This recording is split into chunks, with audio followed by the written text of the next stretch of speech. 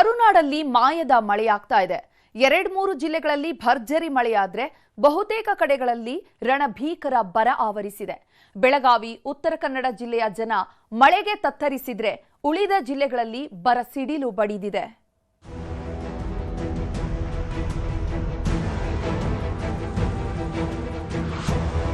ಕರುನಾಡಲ್ಲಿ ಈ ಬಾರಿ ವರುಣದೇವ ಅಕ್ಷರಶಃ ಚೆಲ್ಲಾಟವಾಡ್ತಿದ್ದಾನೆ. ಎಲ್ಲಾ ಕಡೆ ಹನಿ ನೀರಿಗೂ ಜನ ಪರದಾಡ್ತಿದ್ದಾರೆ. ಆದರೆ ಕೆಲವು ಕಡೆಗಳಲ್ಲಿ ಮಾತ್ರ ಮೇಲಿಂದ ಮೇಲೆ ಮಳೆ ಆಗ್ತಾನೇ ಇದೆ. ಬೆಳಗಾವಿಯಲ್ಲಿ ಮಹಾರಾಷ್ಟ್ರ ಮಳೆ ನೆರೆ ನರಕ ಸೃಷ್ಟಿಸುತ್ತಿದ್ರೆ ಉತ್ತರ ಕನ್ನಡದಲ್ಲೂ ಭಾರಿ ಮಳೆ ಸುರಿಯುತ್ತಿದೆ. ಮುಕ್ಕಾಲು ರಾಜ್ಯ ಬರದಲ್ಲಿ ಬೆಂದು ಹೋಗ್ತಿದ್ರೆ ಒಂದಿಷ್ಟು ಕಡೆಗಳಲ್ಲಿ ಮಾತ್ರ ಭರ್ಜರಿ ಮಳೆಯಾಗ್ತಿದೆ. ಮಹಾಮಳೆಗೆ ಬೆಳಗಾವಿಯಲ್ಲಿ ನೆರೆ ನರಕ. 6 ಸೇತುವೆ ಜಲಾವೃತ, 20 ಹಳ್ಳಿ ಜನರ ಪರದಾಟ. ಬೆಳಗಾವಿ ಜನರ ಪಾಲಿಗೆ ಮಹಾರಾಷ್ಟ್ರ ಮಳೆ ವರದಾನವಾಗಿ ಮಾರ್ಪಾಡಾಗಿದೆ. ಯಾಕಂದ್ರೆ ಜಿಲ್ಲೆಯಲ್ಲಿ ಮಳೆಯೇ ಆಗದಿದ್ರೂ ಎಲ್ಲೆಡೆ ನೆರೆ ಸೃಷ್ಟಿಯಾಗ್ತಿದೆ. ಯಾಕಂದ್ರೆ ಮಹಾರಾಷ್ಟ್ರದಲ್ಲಿ ಬಿಟ್ಟು ಬಿಡದೆ ಮಳೆಯಾಗ್ತಿರೋದ್ರಿಂದ ಬೆಳಗಾವಿಗೆ ಅಪಾರ ಪ್ರಮಾಣದ ನೀರು ಹರಿಬಿಡ್ತಿದ್ದಾರೆ. ಇದರ ಪರಿಣಾಮ ಬೆಳಗಾವಿಯಲ್ಲಿ ಸಾಲು ಸಾಲು ಅವಾಂತರಗಳು ಸೃಷ್ಟಿಯಾಗ್ತಿವೆ. ಮಹಾರಾಷ್ಟ್ರ ಮಳೆಯಿಂದಾಗಿ ಬೆಳಗಾವಿಯ ಕೃಷ್ಣ, ದೂದಗಂಗಾ, ವೇದಗಂಗಾ, ಘಟಪ್ರಭಾ ನದಿಗಳು ಅಪಾಯದ ಮಟ್ಟ ಮೀರಿ ಹರಿಯುತ್ತಿವೆ. ಹೀಗಾಗಿ 10 ಹಳ್ಳಿಗಳು ನಡುಗಡ್ಡೆಯಂತಾಗಿದ್ದು ಚಿಕ್ಕೋಡಿ ತಾಲೂಕಿನ ಕಲ್ಲೋಳ, ಯಡೂರ ಸೇತುವೆ ಮುಳುಗಡೆಯಾಗಿದೆ. ಇದರ ಪರಿಣಾಮ 20 ಹಳ್ಳಿಯ ಜನ ಅಕ್ಷರಶಃ ಪರದಾಡ್ತಿದ್ದಾರೆ.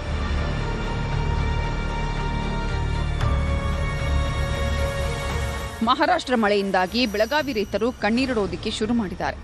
100 ಹೆಕ್ಟೇರ್ ಪ್ರದೇಶದಲ್ಲಿ ಬೆಳೆದಿದ್ದ ಉದ್ದು, ತೊಗರಿ, ಮೆಕ್ಕೆಜೋಳ, ಕಬ್ಬು ಬೆಳೆ ಹಾನಿಯಾಗಿದ್ದು ಸಾಲ ಸೋಲ ಮಾಡಿದವರು ಸಂಕಷ್ಟಕ್ಕೆ ಸಿಲುಕಿದ್ದಾರೆ. ಹೀಗಾಗಿ ಸರ್ಕಾರ ಕೂಡಲೇ ಸರ್ವೆ ನಡೆಸಿ ಪರಿಹಾರ ಕೊಡಬೇಕು ಅಂತ ಆಗ್ರಹಿಸುತ್ತಿದ್ದಾರೆ. ಸರ್ಕಾರಕ್ಕೆ ನಾವು ಒಂದು ಒತ್ತಾಯ ಮಾಡೋದು ಏನಪ್ಪ ಅಂತಂದ್ರೆ, ಈಗ ಏನಾರೇ ಮಾಡಿಕೆಸಿಂದ ಒಟ್ಟು ಏನು ಬೆಳೆ ಪರಿಹಾರವನ್ನು ಕೊಡ್ತಕ್ಕಂಥದ್ದು ಮಾಡಬೇಕು. ಯಾಕಂತಂದ್ರೆ ಕೃಷಿ ಇಲಾಖೆದವ್ರನ್ನ ಕಳಿಸಿ ಸಮೀಕ್ಷೆಯನ್ನು ಮಾಡಿಸಿ ಯಾರ್ಯಾರು ರೈತರಿಗೆ ಹಾನಿ ಆಗೈತಿಲ್ಲ ಅವನ್ನೆಲ್ಲರೂ ಒಂದು ಪರಿಹಾರ ಕೊಡೋದನ್ನು ಮಾಡಬೇಕು. ರೈತರ ಕಣ್ಣೀರವನ್ನು ಒರೆಸ್ಬೇಕಂತೇಳಿ ನಾವು ಸರ್ಕಾರಕ್ಕೆ ಒಂದು ಒತ್ತಾಯ ಮಾಡ್ತೀವಿ ಸರ್. ಈಗ ನೋಡ್ರಿ, ಮೆಕ್ಕೆಜೋಳ ಬೆಳಿತಾರೆ ರೀ, ಉದ್ದು ಬೆಳಿತಾರು, ಆಮೇಲೆ ಗೊಂಜಾಳ, ಆಮೇಲೆ ಶೇಂಗಾ, ಸೊ ಕಬ್ಬ, ಇನ್ನಿತರ ಈ ರೀತಿ ಒಳಗೆ ಮತ್ತು ತರಕಾರಿಗಳು ಬೆಳಿತಾರು. ಸೊ ಇವೆಲ್ಲ ಬೆಳೆಗಳೆಲ್ಲ ಹಾಳಾಗತ್ತವು. ನಮ್ಮ ಕಡೆ ಇರುವಂಥ 15 ತಾಲೂಕುಗಳ ಪೈಕಿ ಒಟ್ಟು ಈಗ 7 ತಾಲೂಕುಗಳಲ್ಲಿ ವಾಡಿಕೆಗೆ ತಕ್ಕಂಥ ಮಳೆಯಾಗಿದೆ. ಓವರಾಲ್ ನಮ್ಮ ಜಿಲ್ಲೆನಲ್ಲಿ 20% ಡೆಫಿಸಿಟ್ ಇದೆ. ಆದರೆ ನಮ್ಮ ಜಲಾಶಯಗಳಲ್ಲಿ ನೀರಿನ ಮಟ್ಟ ಬಹಳ ಕಡಿಮೆ ಇದೆ. ಇತ್ತ ಉತ್ತರ ಕನ್ನಡ ಜಿಲ್ಲೆಯಲ್ಲೂ ಮಳೆರಾಯ ಅಬ್ಬರಿಸಿ ಬೊಬ್ಬರಿಯುತ್ತಿದ್ದಾನೆ.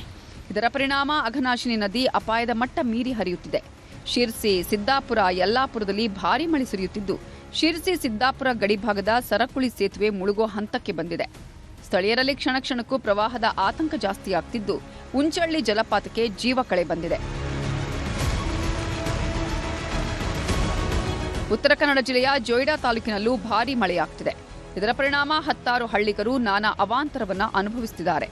ಡಿಗ್ಗಿ, ಬಜಾರಕೊಣಂಗ್, ಸಿಸ್ಸೈ ಸೇರಿದಂತೆ ಹಲವು ಗ್ರಾಮಗಳ ಸಂಪರ್ಕವೇ ಬಂದಾಗಿದ್ದು ಊರೂರಲ್ಲೂ ನರಕ ಅನುಭವಿಸುತ್ತಿದ್ದಾರೆ. ರಸ್ತೆಗಳೆಲ್ಲ ಕೊಚ್ಚಿ ಹೋಗಿದ್ದು ಹಳ್ಳ ಕೊಳ್ಳಗಳಿಗೆ ಹಾಕಿದ್ದ ಸಂಕಗಳು ದಿಕ್ಕಾಪಾಲಾಗಿವೆ.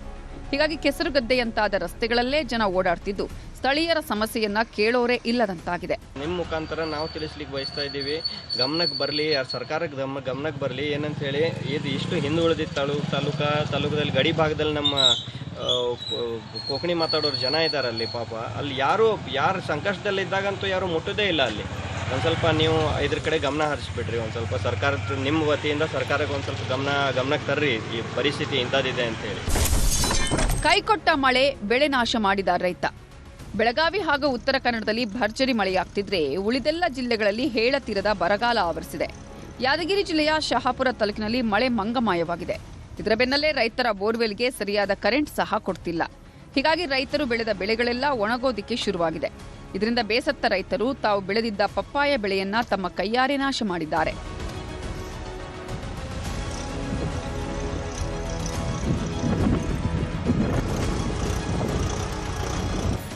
ಕೊಪ್ಪಳದಲ್ಲೂ ವರುಣದೇವ ಚೆಲ್ಲಾಟವಾಡ್ತಿದ್ದಾನೆ. 2 ತಿಂಗಳಿನಿಂದ ಮಳೆಯ ಸುಳಿವೇ ಇಲ್ಲದಂತಾಗಿದ್ದು ಸಾಲ ಸೋಲ ಮಾಡಿ ಬಿತ್ತನೆ ಮಾಡಿದ್ದ ರೈತರು ಕಂಗಾಲಾಗಿದ್ದಾರೆ. ದಿಕ್ಕು ಕಾಣದಂತಾದ ಅನ್ನದಾತರು ಕುಕನೂರು ತಾಲೂಕಿನ ಬಾಣಾಪುರದಲ್ಲಿ ಈಶ್ವರ ದೇವರಿಗೆ 101 ಕೊಡ ಜಲಾಭಿಷೇಕ ಮಾಡಿ ಮಳೆಗಾಗಿ ವಿಶೇಷ ಪ್ರಾರ್ಥನೆ ಸಲ್ಲಿಸಿದರು. ಆವರಿಸಿದ ಭೀಕರ ಬರ, ಸಭೆ ನಡೆಸಿದ ಸಿಎಂ. ರಾಜ್ಯದಲ್ಲಿ ಭೀಕರ ಬರ ತಾಂಡವವಾಡುತ್ತಿದೆ. ಹೀಗಾಗಿ ಸಿಎಂ ಡಿಕೆ ಶಿವಕುಮಾರ್ ಮಹತ್ವದ ಸಭೆ ನಡೆಸಿದ್ದಾರೆ. ಈ ವೇಳೆ ಡಿಸಿಎಂ ಪರಮೇಶ್ವರ್ ಸೇರಿದಂತೆ 9 ಜಿಲ್ಲೆಗಳ ಶಾಸಕರು, ಸಂಸದರು, ಸರ್ಕಾರದ ಮುಖ್ಯ ಕಾರ್ಯದರ್ಶಿಗಳು, ಜಿಲ್ಲಾಧಿಕಾರಿಗಳು ಭಾಗಿಯಾಗಿದ್ದರು. ಸಭೆ ಬಳಿಕ ವೃದ್ಧಿಕೆರೆ ಗ್ರಾಮಕ್ಕೆ ತೆರಳಿದ ಸಿಎಂ ಡಿಕೆ ಶಿವಕುಮಾರ್ ರೈತರ ಸಮಸ್ಯೆ ಆಲಿಸಿದರು.